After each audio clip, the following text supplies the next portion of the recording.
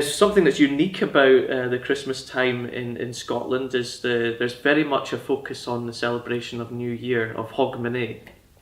And there are traditions in Scotland where once the bells have been heard on the radio, the bells of Big Ben, or in fact, to be fair, the actual bell is Big Ben. We're talking about the Tower of London there. But once the bells have been heard, people start going in first footing. So in the new year, the idea is to go to someone else's house and to be the first foot through the door. And usually there's a tradition of gift giving. So a lot of people would end up coming along and first footing someone else, and by presenting a gift at that point, usually a bottle of whiskey.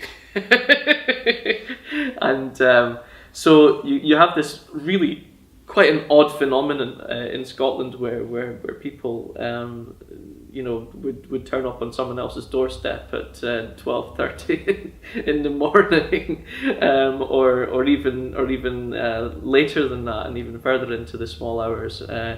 Well, I think the time of year has something to do with it.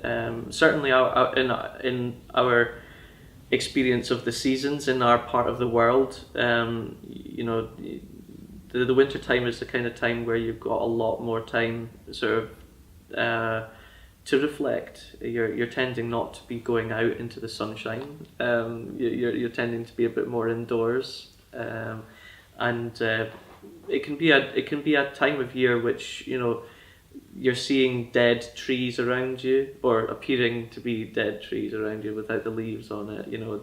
Everything's stark, and there's something about that sense of something missing, which I think feeds into your psyche, and in some way it forces you to make those kind of searching questions, it's coming across those hard realities that I think you end up finding that spark of hope.